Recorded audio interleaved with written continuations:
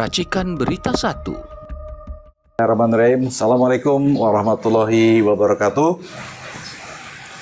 Alhamdulillah kita berjumpa lagi di channel UI Watch yang seru ini, di mana saya Heru Purwanto kali ini kedatangan tamu istimewa UI Watch ya. Jadi seorang mantan KSP ya, dan beliau juga sekarang jadi mantan aktivis, anggota DPR dan sebagainya.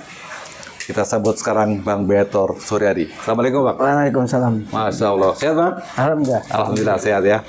Bang, ini kan Abang nih sebagai pengamat sekarang nih melihat situasi negara kita yang katanya sedang tidak baik-baik saja Bang ya. Juga kita lihat banyak masukan kritikan dari masyarakat terkait dengan sikap Pak Presiden kita, Pak Prabowo. Yang kelihatannya kalau dikritik itu memberikan reaksi yang berlebihan. Abang gimana Bang, pendapat Abang? Ya, kalau kita lihat dia masih reaksioner ya, artinya belum ada perubahan dia secara pribadi ya, manajerialnya dan juga segala macam tingkah laku, attitude-nya masih reaksioner terhadap permainan politik ya. Sebenarnya kan dia sudah terjun ke dunia politik, sudah menjadi ketua partai, terus dia pernah menjadi ketua HKTI. Jadi waktu saya ikut dia 5 tahun menjadi ketua HKTI itu dia masih reaksioner sekali, cepat pemarah. Ternyata tidak berubah selama sekian puluh tahun. Saya lihat dia sekarang sudah menjadi presiden. Jadi harapan kita, karena dia berkali-kali maju dan gagal, kita menghimpun harapan supaya dia bisa memperbaiki negeri ini. Ternyata kan jauh sekali dari harapan. Jadi saya lihat Prabowo ini nggak jauh beda dengan waktu dia masih di HKTI. Jadi pada waktu itu setiap dia punya gagasan, dia bermasalah dengan uang, dengan dana. Jadi waktu itu kan HKTI tidak punya uang, karena itu kan organisasi masyarakat. Jadi dia punya gagasan membagi susu kepada masyarakat, dia bikin ini, bikin ini. Tapi itu nggak jalan karena memang nggak ada anggaran. Nah sekarang ini dia jadi presiden, semua gagasan itu dia ucapkan, dia laksanakan, karena uangnya dia bisa ambil dari mana-mana kan. Nah kan terus jadi problem seperti MBG itu kan. Itu kan sesuatu yang tidak ada dalam perencanaan Prolegnas kalau dia dikatakan di dalam badan legislatif itu kan ada perencanaan program. Itu kan nggak masuk karena ini makan uang besar sekali kan, 332 triliun. Nah, yang saya sangat sayangkan adalah orang-orang dekatnya yang tidak berani memberi masukan kepada Prabowo ya. Artinya, Pak ini jangan Pak, ini belum ada perencanaan, ini jangan Pak. Jadi seperti koperasi. Koperasi itu kan harusnya dibangun dari bawah, dari anggota kelompok masyarakat membuat koperasi, terus mereka membuat usaha di dalam itu. Jadi bukan dari drop dari atas. Nah kan sekarang kita lihat dengan uang 1,5 juta bikin kantornya di mana-mana, terus jadi beban biaya semua kan, dan itu uang rakyat kan, uang. Jadi saya melihat seharusnya orang dekat Prabowo itu ya yang memberikan masukan kepada dia supaya dia jangan reaksioner. Jadi setiap dia pidato itu kan jadi olok-olok. Jadi semakin kemari bukan semakin baik, tapi semakin kemari kan semakin merosot keadaannya kan. Artinya dia reaksioner lah, sesuatu yang seharusnya tidak lagi dia lakukan karena dia seorang presiden kan. Dia kan harusnya bisa menerima bahwa apapun dia sekarang menjadi titik fokus masyarakat. Ucapannya, tindakannya, apapun itu menjadi bagian dari bagian hidupnya masyarakat. Nah, itu nggak ada yang memperhatikan. Jadi saya yakin sekali, walaupun dia sudah pernah jadi ketua partai, dia pernah jadi ketua HKTI, sekarang dia presiden, nggak ada perubahan. Seharusnya kan dia berubah dari pernah menjadi ini, ketika dia menjadi presiden kan berubah. Dia masih joget-joget, dianggap negaranya menjadi milik dia kan, padahal dia hanya 5 tahun kan. Dia kan outsourcing nih, sama dengan anggota DPR kan outsourcing. Kalau dia kalah kan nggak bisa di DPR lagi. Nah saya berharaplah kawan-kawan dekat ya, kawan-kawan saya itu kan ada Mujani, ada siapa-siapa, bilanglah sama Prabowo fokus aja penyelesaian ini, penyelesaian program-program yang dia sudah bicarakan waktu dia kampanye, terus sudah menjadi bagian daripada kegiatan pemerintahan, kabinetnya yang begitu banyak, kan saya yakin sekali belum ada orang yang berani menasihatin atau membisik Prabowo supaya dia lebih baik. Itu kan kita lihat hari pertama saja dia sudah melanggar undang-undang. Dia mengangkat Teddy, waktu itu masih mayor kan, Ya. menjadi menteri.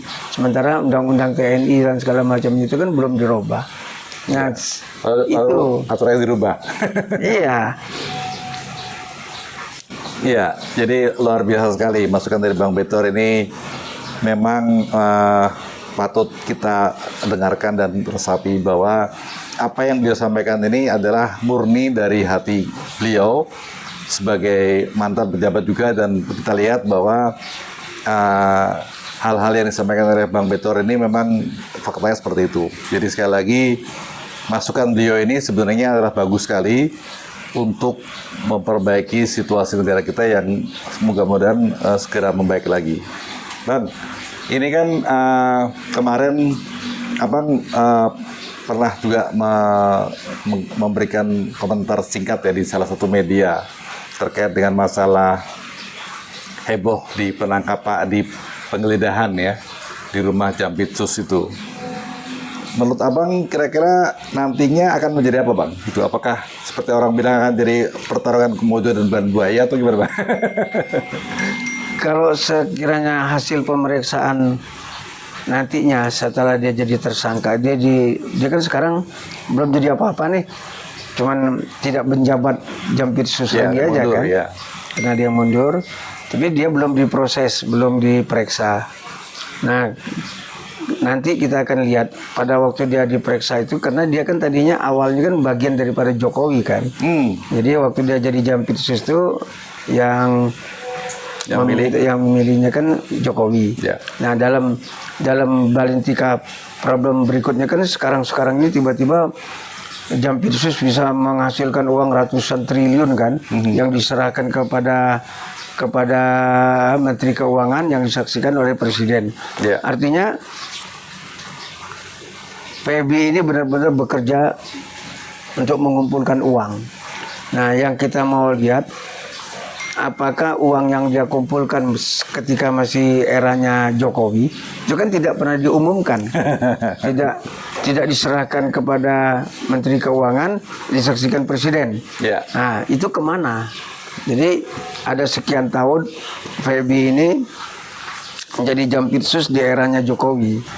Nah, kita akan melihat itu dalam pemeriksaan nanti, apakah ada banyak uang. Karena kita katakan yang dirampok oleh PB ini kan adalah uang-uang oligarki yang merampas tanah rakyat, kekayaan rakyat menjadi milik pribadi.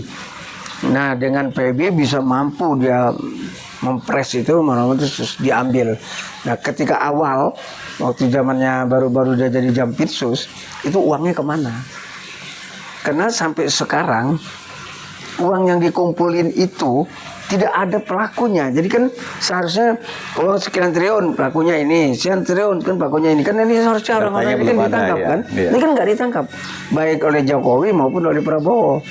Nah, kita melihat kekayaan kita yang banyak ini, berapa persen yang jatuh ke Jokowi. Jadi dari hasil Jampitsusnya itu di eranya Jokowi ada banyak, ada berapa? Itu yang mau kita dengar nanti dari pernyataan dia. Nah, jadi apa yang pernah kita bilang bahwa banker Jokowi itu banyak isinya, satu diantaranya adalah hasil dari kerjanya Febri Adrian Sah ini. Ya. Nah, yang lainnya waktu zamannya Zambo itu juga itu menghasilkan uang, dan juga itu uangnya nggak diserahkan kepada negara. Nah, kemungkinan juga masih kepada Jokowi, karena waktu itu kan masih Jokowi presidennya. Jadi kita berharap dari Prabowo ini, karena dia berkeinginan memajukan rakyat, mencintai rakyat, maka semua yang diambil oleh rakyat itu dirampas kembali, dibalikin ke negara supaya nanti rakyat ini bebas pajak. Iya. Ini kan bayar pajak ini macam masih dijajah Iya, aja iya, kita kan. iya. Nah, dengan hasil-hasil yang dia dilakukan oleh pihak kepolisian maupun oleh kejaksaan, menumpuklah uang untuk rakyat supaya rakyat nggak perlu lagi bayar sekolah, bayar ini, bayar itu, Kesehatan. bayar BPJS, semuanya ditanggung dari hasil itu. Nah, ini yang mau kita tunggu, keberanian Prabowo ini, karena ada beda kebijakan antara Prabowo sama Jokowi. Kalau Jokowi mengambil tapi tidak melaporkan dan tidak menangkap orang. Nah, kalau zamannya Prabowo mengambil, melaporkan di depan umum bahwa ini uang sebanyak ini diserahkan ke Menteri Keuangan, tapi belum ditangkap siapa pelakunya. Ada beda-beda dikit itu. Saya jadi ingat Bang, Abang tadi bilang bahwa dana itu bisa kita pakai untuk rakyat agar sekolahnya gratis, agar kesehatan gratis dan sebagainya. Jadi ingat tetangga kita Bang, Timur Bang. Iya. Ya kan, Timur Makmur itu sekali. dulu makmur sekarang. Semua nggak bayar. Jadi mereka justru setelah bebas dari merdeka sendiri, mereka justru mendapatkan apa ya, kebahagiaan sendiri Iya. karena nggak bayar pajak. Iya. Jadi mereka seperti itu Jadi, Bang ya. Mereka nganggap Indonesia penjajah Nah, karena rakyat dipajakin. iya, gitu ya Bang. Baiklah Bang, mungkin kali ini kita ngobrol sebentar ini dulu. Nanti kapan-kapan kita ngobrol lagi dan kita tetap memonitor situasi negara kita dan kita UIWatch Kalau selalu. bisa, Ya. kalau bisa UI Watch atau siapa ya bikin tim gitu ya, tim untuk pengawasan terhadap pemeriksaannya si Febri ini. Jadi Oh. seberapa ya kita dapat informasi bahwa Febri ini diperiksa, pernyataannya begini kan itu luar biasa kalau kita bisa berharap negaranya lebih makmur ya. Amin, amin, Jadi amin. kita lihat Prabowo ada bedanya ya dengan yang selain sisinya dia sangat reaksioner segala macam itu terhadap kelompok-kelompok pengamat, kelompok-kelompok masyarakat yang mengkritisinya. Sekarang ada beberapa aktivis yang berani ngomong tajam, ada Sakur mana, ada ini, ada Ray Sangkuti. Itu kan menyerang Prabowo semua kan. Tapi mereka harus melihat juga bahwa ada sisi lain dari Prabowo. Dia mampu mengumpulkan uang dari hasil kerja oligarki yang merampok itu dikembalikan kepada Departemen Keuangan supaya Departemen Keuangan meniadakanlah semua pajak-pajak ini. Wah, supaya luar kita biasa. kelihatan sebagai negara makmur. Jadi kita bisa belajar dari apa? Dari Timur. Terus satu lagi tuh yang dari Dubes apa Ibu siapa yang pernah jadi Dubes di Finlandia? Bukan. Kuba atau mana ya? Di Kuba ya? Yang juga masyarakatnya tidak bayar pajak. Nah kita Pancasila gimana nih? Kan kita mempertaruhkan Pancasila nih. Wah, Masa luar biasa nih. kita di sisi lain membiarkan kapitalis begini-begini, tapi rakyatnya miskin, kaum marhaennya miskin, tidak kebagian. Nah, saya yakin Prabowo tuh punya harapan ya, karena pidato dia kan ini untuk rakyat, ini untuk rakyat. Nah, ketika dia ngomong gitu, orang nggak berani mengkritik dia. Tapi kalau dia ngomong yang lain, orang pasti marah. Jadi kita berharap lah ya, ada kawan-kawan dekat kita yang di kiri kanannya Prabowo situ ada Dasko, ada Mujani, ada Habibur Rahman. Prabowo nggak perlu lah reaksioner menanggapi yang sesuatu yang nggak penting. Jadi ya macam MBG ini stop karena kan memang itu anggarannya besar. Dari 15.000 yang ditargetkan, masyarakat kan anak sekolah kan cuma kebagian 8.000. Yang 7.000-nya ini kan hilang. Itu kan yang dibagi-bagi oleh pihak-pihak penyelenggara itu kan. Nah ini seharusnya Prabowo juga melakukan evaluasi lah. Saya 5 tahun di bawah pimpinannya Prabowo waktu dia menjadi HKTI. Saya ikutin dan saya pernah ikut dalam tim memberi minum susu masyarakat di Kerawang waktu itu. Saya hadir, saya lihat masyarakat kumpul dikasih segelas minum susu. Kayaknya Abang masih pantasnya jadi masuk KSP nih. KSP sekarang berbeda kan?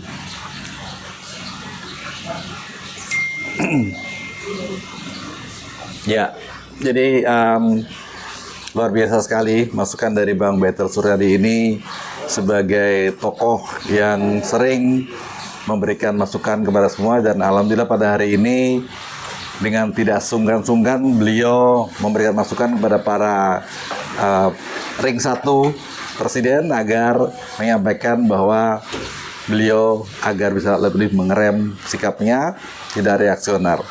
Kami UI Watch terima kasih atas kehadiran Abang, dan insya Allah kita undang lagi Bang ya. Amin, amin. Kami juga selalu mengedepankan slogan kami, yaitu Veritas Probitas Justitia. Ya, Kami berusaha untuk terus mengajak masyarakat Indonesia untuk menegakkan kebenaran, kejujuran, dan keadilan. Terima kasih. Wassalamualaikum warahmatullahi wabarakatuh. waalaikumsalam.